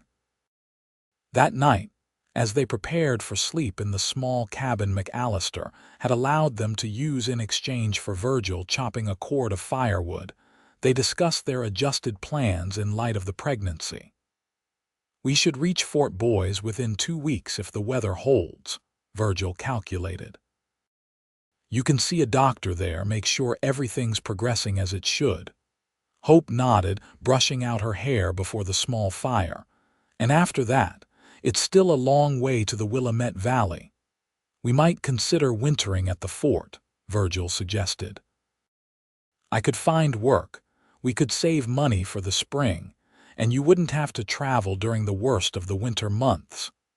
Hope considered this, setting aside the brush and moving to sit beside him on their shared bedroll. But that would mean the baby would be born at the fort, not in our own home, and we'd lose months of preparation time for starting our farm. Virgil wrapped an arm around her shoulders. True, but we'd also be near a doctor when the time comes, with a roof over our heads and food on the table. He pressed a kiss to her temple. I don't want to take any chances with you or our child, Hope, not after everything we've been through to get this far. She leaned into him, drawing comfort from his solid presence. We still have time to decide, she said. Let's see what the doctor at Fort Boys says, and what the conditions are like when we get there. Virgil agreed, and they settled into sleep wrapped in each other's arms, the prospect of parenthood adding a new dimension to their dreams of the future. The journey to Fort Boys was challenging but manageable, with the weather holding fair despite the advancing season. They followed McAllister's recommended route, staying close to the Snake River where water was plentiful, and game could be found coming to drink at dawn and dusk. Hope's condition became more pronounced as the days passed, not in her appearance, which remained largely unchanged to outside observers, but in her energy levels and the bouts of morning sickness that sometimes delayed their departures. Virgil was attentive and patient, insisting on more frequent rest stops and taking on the heavier tasks without complaint. When they finally reached Fort Boys in early December, it was with a sense of relief and accomplishment. The fort was a substantial settlement, with a military presence, a trading post, and a small but growing civilian population. Most importantly for their purposes, it boasted a medical doctor. Samuel Wilson, a middle-aged man who had come west with the Army and stayed on when his term of service ended. Dr. Wilson confirmed Hope's pregnancy, estimating she was approximately 2 months along and in good health despite the rigors of their journey. "The baby seems to be developing normally," he assured them after his examination. "But I would strongly advise against continuing your travels until after the birth, Mrs. Rawlins. The final trimester is taxing enough without the added strain of frontier travel." Hope looked to Virgil, who nodded his agreement. "We've been discussing the possibility of wintering here," he told the doctor. "I can find work, and we can resume our journey to the Willamette Valley after the baby is strong enough to travel." Dr. Wilson approved of this plan. "Sensible decision. The valley isn't going anywhere, and you'll have a much better chance of reaching it safely with a healthy mother and infant." He packed away his instruments. "I'm here if you need me, and my wife often assists women during their confinements. You're in good hands." With their course decided, Virgil set about securing accommodations and employment. Fortune favored them when the fort's blacksmith, an aging man named Ferguson with arthritic hands, learned of Virgil's carpentry skills and general handiness with tools. "I can teach you the basics of smithing," Ferguson offered after watching Virgil repair a broken wagon wheel with impressive efficiency. "Been looking for someone to help around the forge. Maybe take over eventually when these old bones can't handle the work anymore." Virgil accepted gratefully, and within days had established himself as Ferguson's apprentice and assistant, earning a modest but steady wage that allowed them to rent a small cabin on the edge of the settlement. Hope, meanwhile, found occasional work sewing for the officers' wives and other women in the fort, her skilled needle and eye for detail bringing in additional income. As winter settled over Fort Boys, bringing snow and bitter winds, they created a temporary home in their little cabin. Virgil built simple furniture: a table, chairs, a cradle for the coming baby, while Hope made curtains for the windows and a quilt for their bed from scraps of fabric given to her by her sewing clients. In the evenings, they would sit before the fire, talking of their plans for the future. Virgil would often read aloud from one of the few books they possessed, or they would simply enjoy each other's company in comfortable silence, Hope working on baby clothes while Virgil whittled small wooden toys. "Are you disappointed?" Hope asked one such evening in late January as snow fell softly outside their window. "About delaying our journey, I mean." Virgil looked up from the tiny wooden horse taking shape in his hands. "Not at all," he said honestly. "This time here has been a blessing in disguise. I'm learning a valuable trade from Ferguson, we're saving money, and most importantly, you and the baby are safe and well." He set aside his carving to place a hand on her growing belly. "The land will wait for us, Hope. Some things are more important." She covered his hand with her own, smiling as they felt the fluttering movements of their child. "I think it's a boy," she said, "strong like his father." "Could be a girl," Virgil countered with a grin, "stubborn and beautiful like her mother." "Either way," Hope said softly, "this baby is the greatest blessing of our lives. A new beginning built on love, not loss." As winter gave way to spring, Hope's pregnancy progressed without complications. Dr.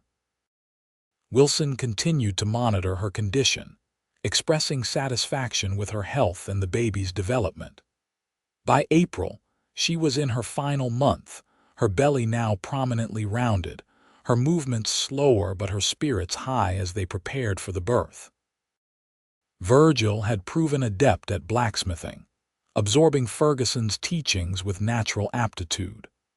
The older man had come to rely heavily on his assistant, especially for tasks requiring strength and dexterity that his arthritis made difficult. "You've got a real gift for this work," Ferguson told him one afternoon as they finished shoeing a particularly difficult horse. "Been thinking about my offer for you to take over the forge someday." Virgil wiped sweat from his brow, considering his words carefully. "It's a generous offer, and I'm grateful for all you've taught me," he said. "But Hope and I still have our hearts set on Oregon, on having our own land." Ferguson nodded, unsurprised. "Figured as much. Can't blame a man for wanting his own piece of ground." He clapped Virgil on the shoulder. "Well, the skills you've learned here will serve you well wherever you settle. Every community needs a man who can work metal." "That they do," Virgil agreed, already thinking of how he might incorporate a small forge into the homestead he planned to build. "And I'm indebted to you for teaching me." Their conversation was interrupted by a young boy who came running into the smithy, out of breath and wide-eyed. "Mr. Rawlins, Dr. Wilson sent me to fetch you. Says your wife's time has come." Virgil's heart leaped into his throat. The baby, now. He had known this moment was approaching, had prepared for it mentally for months, but the reality struck him with unexpected force. "Yes, sir," the boy confirmed. "Doc's with her at your cabin, and his wife too. Says to tell you everything's proceeding normally, but you should come right away." Virgil needed no further urging. With a hasty apology to Ferguson, he grabbed his coat and ran through the streets of Fort Boys, his mind filled with equal parts excitement and terror. By the time he reached their cabin, he was breathing hard, his heart pounding with exertion and anticipation. Dr. Wilson's wife met him at the door, her experienced face calm and reassuring. "You're just in time," she said. "Hope's doing wonderfully, and the baby is coming along nicely. She's been asking for you." Inside, he found Hope propped up on their bed, her face flushed with effort but her eyes brightening at the sight of him. "Virgil," she breathed, reaching for his hand. "You're here." "Wild horses couldn't have kept me away," he assured her, taking her outstretched hand and pressing it to his lips. "How are you feeling?" Before she could answer, another contraction seized her, and she gripped his hand with surprising strength, her breath coming in short gasps as she worked through the pain. "That's it, Mrs. Rawlins," Dr. Wilson encouraged from his position at the foot of the bed. "You're doing splendidly. Not much longer now." Virgil stayed by her side through it all, wiping her brow with a cool cloth, murmuring words of encouragement and love as she labored to bring their child into the world. The hours blurred together, marked only by the increasing frequency and intensity of Hope's contractions and her incredible strength in facing each one. Finally, as the sun was setting on Fort Boys, casting long shadows through their cabin window, Dr. Wilson announced, "I can see the head." "One more big push, Mrs. Rawlins." Hope gathered her remaining strength, bearing down with determination while Virgil supported her shoulders and whispered, "You can do this, my love. Almost there." With a final, tremendous effort, Hope brought their child into the world, the baby's first cry filling the room seconds later, strong, indignant, and wonderfully alive. "You have a son," Dr. Wilson announced, quickly cleaning and wrapping the infant before placing him in Hope's eager arms. "A fine, healthy boy." Hope cradled the tiny bundle, tears of joy streaming down her face as she looked upon their child for the first time. "Virgil," she whispered, "look what we made. Look at our son." Virgil found himself speechless, overcome by a love so powerful and immediate that it took his breath away. The baby was perfect, small but sturdy, with a shock of dark hair and his mother's delicate features. When he reached out a tentative finger to touch his son's cheek, the infant turned toward it instinctively, his tiny mouth opening in a reflexive search for nourishment. "He's beautiful," Virgil finally managed, his voice rough with emotion. "Just like his mother." Hope looked up at him, her face radiant despite her exhaustion. "What shall we name him?" Virgil had been thinking about this for months, ever since they learned the baby was coming. "John," he suggested. "After your father, John Virgil Rawlins." Fresh tears welled in Hope's eyes at the tribute to her father. "It's perfect," she agreed. "Welcome to the world, John Virgil Rawlins. You are so very loved." As Dr. Wilson and his wife discreetly completed their tasks and prepared to leave, promising to check on mother and baby in the morning. Virgil settled beside Hope on the bed, his arm around her shoulders as they both gazed in wonder at their newborn son. "Thank you," he said softly, pressing a kiss to her temple, "for our son, for your strength, for everything you've given me." Hope leaned into his embrace, her eyes never leaving the baby's face. "We've given each other the greatest gift," she corrected gently. "A family, a future filled with love." In that moment, with his wife and newborn son in his arms, Virgil knew that no land, no ranch, no material possession could ever compare to the wealth he now possessed. From the depths of loss, his ranch, her parents, they had found each other and created something precious and enduring. The next few weeks passed in a blur of adjustment as they adapted to life with a newborn. John proved to be a good-natured baby, nursing well and sleeping for reasonable stretches, though the night feedings left both new parents bleary-eyed and exhausted. Virgil continued his work at the forge, returning home whenever possible to check on Hope and the baby. The women of Fort Boys, many of whom had employed Hope as a seamstress during her pregnancy, took turns bringing meals and offering assistance, easing the transition to parenthood for the young couple.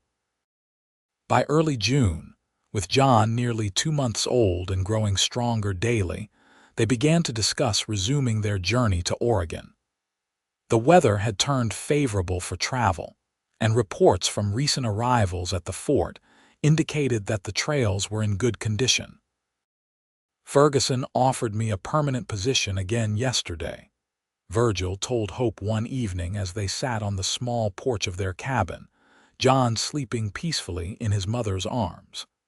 "Said he'd make me full partner in the forge if we decided to stay." Hope studied her husband's face in the fading light. "Are you considering it?" she asked carefully. "Staying here at the fort," Virgil shook his head.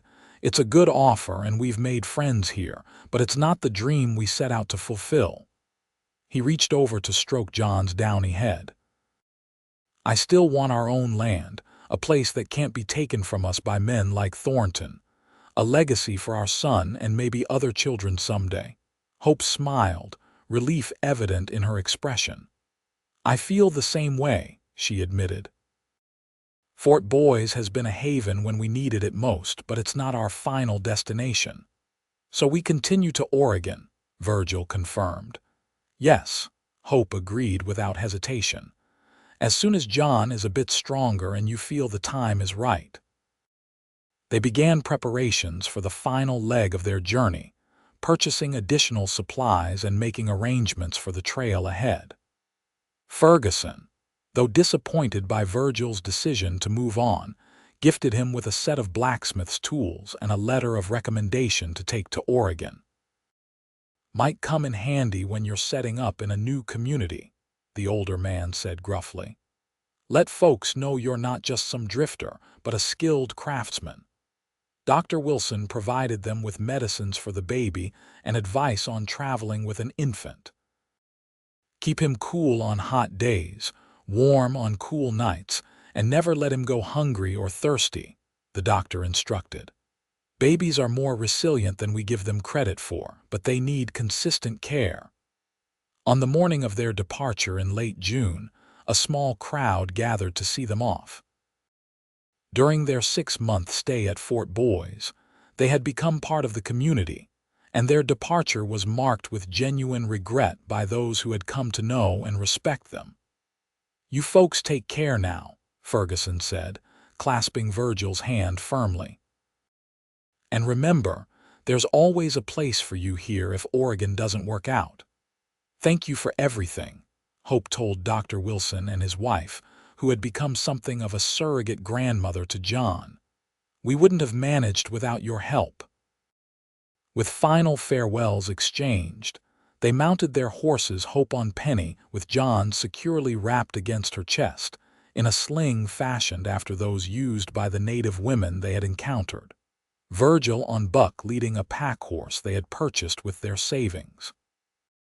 The little procession set out on the well-traveled road toward Oregon, their spirits high despite the challenges that might lie ahead. The journey was slower than their earlier travels, with frequent stops to attend to John's needs and ensure that Hope wasn't overtaxing herself. They averaged only 10 to 15 miles per day, camping early each evening to establish a routine that kept John content and allowed all of them adequate rest. Remarkably, the baby seemed to thrive on the trail, his bright eyes taking in the changing scenery with apparent interest, his lusty cries indicating healthy lungs and a strong constitution. Hope often joked that the motion of the horse lulled him to sleep more effectively than any cradle. They encountered other travelers heading west, families in wagons, prospectors seeking new opportunities, even a small missionary group bound for settlements near the coast. These brief interactions provided welcome companionship and the exchange of information about conditions ahead. As July turned to August, they crossed into Oregon territory, the landscape gradually transforming from the arid plains of Idaho to the more lush and varied terrain of the Northwest. The air grew cooler, the vegetation more abundant, and game more plentiful as they approached their destination. It was on a clear morning in late August, after nearly 2 months on the trail from Fort Boys, that they crested a final ridge and looked down upon the Willamette Valley for the first time. The vista spread before them was everything they had hoped for: a vast, fertile valley nestled between forested mountains, with a broad river winding through its heart and patches of cleared land, indicating existing settlements. "It's beautiful," Hope breathed, adjusting John in his sling so he could face outward. "Look, John, that's going to be our home." The baby gurgled happily, kicking his feet against his mother's stomach as if eager to explore this new world. At 3.5 months old, he was growing rapidly, his personality emerging in smiles and coos that delighted his parents. "Now we just need to find the right piece of it to call our own," Virgil said, his eyes scanning the valley with a rancher's practiced assessment. Good water source, tillable soil, timber for building. They made their way down into the valley, following established trails toward the nearest settlement, a small but thriving town called Millvale that served as a trading center for the surrounding farms and homesteads. Millvale proved to be a welcoming community, with a general store, a small church, a schoolhouse, and various businesses catering to the needs of the area's growing population. After securing rooms at the town's only boarding house, Virgil set about gathering information on available land while Hope rested with John. The town clerk, a helpful man named Parker, provided valuable guidance. "There's still plenty of good land available for homesteading about 10 miles west of here," he told Virgil. "Several families have settled out that way in the past year or so, establishing a small community. They've even built a schoolhouse, though they're in need of a teacher." Virgil's interest was immediately piqued by this last detail. "A school in need of a teacher, you say?" Parker nodded. "The previous teacher, a young woman from back east, married a farmer from the next county over and left last spring. They've been making do with parents taking turns, but it's not ideal. My wife was trained as a teacher," Virgil explained. "It's been her dream to teach again someday." The clerk smiled. "Well now, that is fortunate timing. The community would be glad to have a proper teacher, I'm sure. And there's a small cabin attached to the schoolhouse that traditionally serves as the teacher's residence." This information added another dimension to their search for land. The next morning they rode out to inspect the area Parker had described. John once again secured in his sling against Hope's chest. The land west of Millvale was indeed promising gently rolling hills with fertile soil, interspersed with stands of timber that would provide building materials and firewood. Several modest homesteads were visible, with fields under cultivation and livestock grazing in fenced pastures. The small community center consisted of a simple crossroads where several farms converged, with a one-room schoolhouse standing on donated land. Adjacent to it was the cabin Parker had mentioned, basic but sound, with a small garden plot and a well nearby. As they were examining the schoolhouse, a man approached from a neighboring farm. He introduced himself as Thomas Bradford, one of the community's founding settlers. "We saw riders and came to investigate," he explained, his manner friendly but cautious. "New to the area." "Just arrived yesterday," Virgil confirmed, introducing himself and Hope. "We're looking for land to homestead and heard there might be available parcels in this vicinity." Bradford's expression brightened. "Indeed there are. Fine land. Too, my own farm has produced excellent crops these past 3 years." He gestured toward a distant hillside. "There's a particularly nice piece about a mile north of here, 160 acres with a year-round creek running through it. Previous claimant gave up and headed back east last winter." Hope, who had been quiet during the exchange, spoke up. "We also heard the community might be in need of a teacher." "Is that true?" Bradford turned to her with renewed interest. "You're a teacher, madam?" "I was trained as one, yes," Hope replied, "before I married and we began our journey west." "Well now, that is providential," Bradford exclaimed. "We've been praying for a qualified teacher since Miss Abernathy left. The children are falling behind with our makeshift arrangements." He looked at John, who was watching the conversation with bright-eyed interest. "Your little one is too young for school yet, I see." Hope smiled, adjusting John's position. "Yes, he's just over 3 months old, born at Fort Boys during our journey." Bradford nodded approvingly. "Strong little fellow to have made such a trip. My wife would love to meet you both, all 3 of you, rather. Would you consider coming to dinner this evening? I can tell you more about the available land and the teaching position, and you can meet some of the other families." They accepted the invitation gratefully, and that evening found themselves welcomed into Bradford's comfortable farmhouse, where his wife Martha and their 3 children greeted the newcomers with genuine hospitality. During the meal, they learned more about the small community, 12 families in total, with 27 school-age children.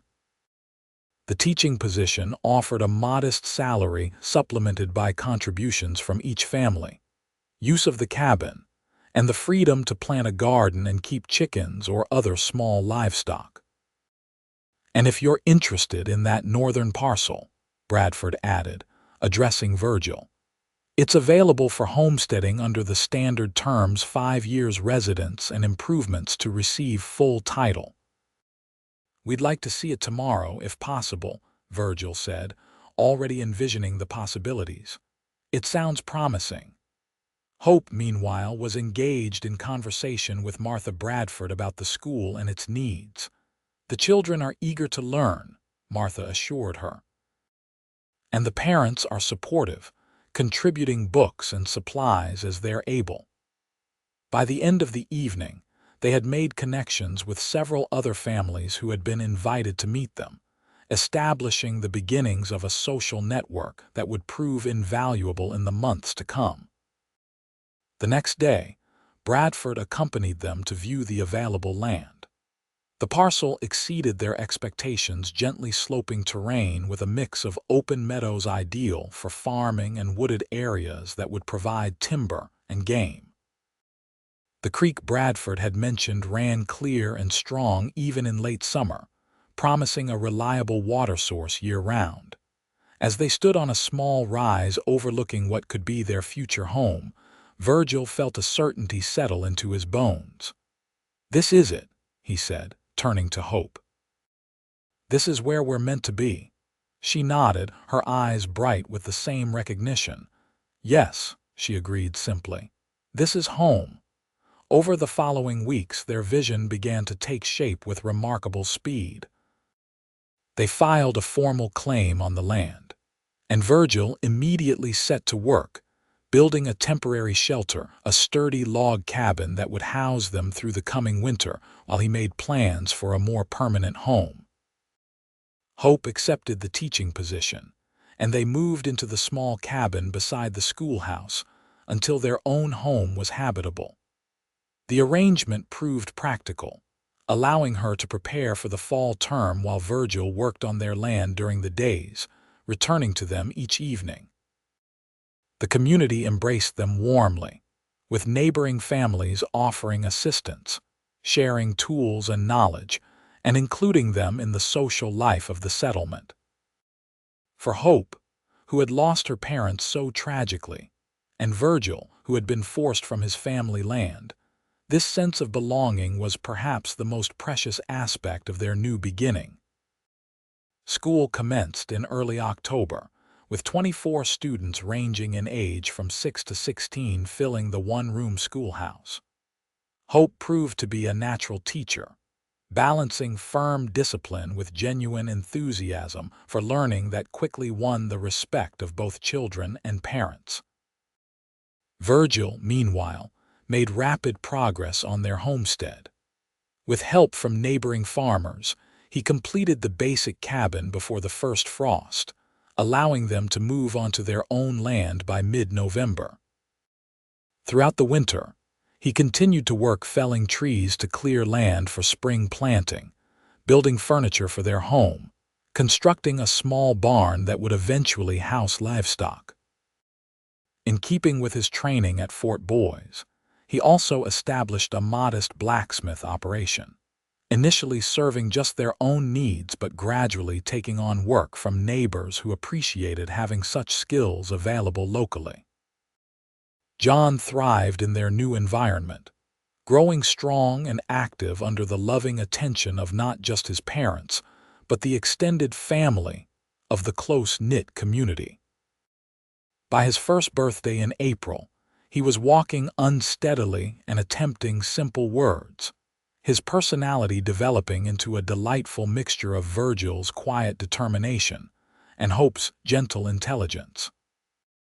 The spring brought their first planting on their own land: wheat, corn, vegetables, and the beginnings of an orchard that would take years to mature, but represented their commitment to the future. Hope balanced her teaching duties with tending their garden and caring for John, while Virgil divided his time between farming, blacksmithing, and continuing improvements to their property. As summer approached again, bringing with it the first anniversary of their arrival in the Willamette Valley, Hope shared news that completed their sense of having truly found their place in the world. She was expecting their second child, due in late autumn. "Are you happy about this?" she asked Virgil as they sat on the porch of their cabin one evening, watching John play with wooden blocks on a quilt spread before them. "With everything we're trying to build here, is this good timing?" Virgil gathered her into his arms, his hand resting protectively over her still flat stomach. "It's perfect timing," he assured her. "This land, this home, we're building it for our family. For John, for this little one, for any others that might come along." He kissed her softly. "Each child is a blessing, Hope, a part of our legacy." She relaxed against him, her contentment evident. "I never imagined that day in the saloon that life could turn out this way," she mused. "When you spent those $2, you bought more than just my freedom. You bought our future." Virgil shook his head, watching as John successfully stacked 3 blocks before they toppled, causing him to giggle with delight. "I didn't buy anything," he corrected gently. "I invested in hope in you, in us, in what we could become together." 5 years later, the transformation of their homestead was remarkable to anyone who had seen it in those early days. The original cabin had been expanded into a comfortable farmhouse with 4 bedrooms, a spacious kitchen, and a welcoming parlor where family and friends regularly gathered. The barn now housed 2 milk cows, several horses, and an assortment of chickens and pigs that provided amply for their needs. Fields of wheat and corn stretched across the cleared land, while the young orchard was beginning to bear its first modest crop of apples, pears, and cherries. Virgil's blacksmith operation had grown into a proper forge that served not just their immediate community, but surrounding areas as well, his reputation for quality work bringing steady business. Hope continued to teach, though now only 3 days a week, balancing her professional calling with the needs of their growing family. For the Rawlins family had indeed grown. John, now 6, was joined by his sister Elizabeth, who had arrived as predicted in November of their 2nd year in Oregon, and 3-year-old William, whose birth during a dramatic thunderstorm had been the talk of the settlement for months afterward. And there was more growth to come. Hope was again expecting, their 4th child due in early winter. This pregnancy had been her easiest yet, perhaps because of the stability and security they now enjoyed, so different from the uncertain circumstances surrounding John's birth. Life wasn't without its challenges. There had been difficult harvests, illnesses among the children, the natural hardships of frontier living. But through it all, they had faced each obstacle together, their partnership strengthening with each test overcome. On the 5th anniversary of their arrival in the Willamette Valley, they hosted a celebration at their farm, inviting the entire community to share in their gratitude for the life they had built. Tables laden with food stretched across their front yard, while children played games in the meadow and adults exchanged news and fellowship. As twilight approached, Virgil stood on his porch, surveying the scene with quiet pride. Hope joined him, slipping her hand into his with the easy familiarity of years spent together. "Are you happy, Virgil?" she asked, though she already knew the answer. It was visible in every aspect of their life together, in the home they had built, the children they were raising, the community they had helped to strengthen. "Happier than I ever thought possible," he replied honestly. "What about you? Do you ever regret leaving Missouri or all the hardships you've endured to reach this point?" Hope shook her head without hesitation. "Never. Every step of our journey, even the difficult ones, led us exactly where we were meant to be." She rested her head against his shoulder, her free hand cradling the gentle swell of her belly where their 4th child grew.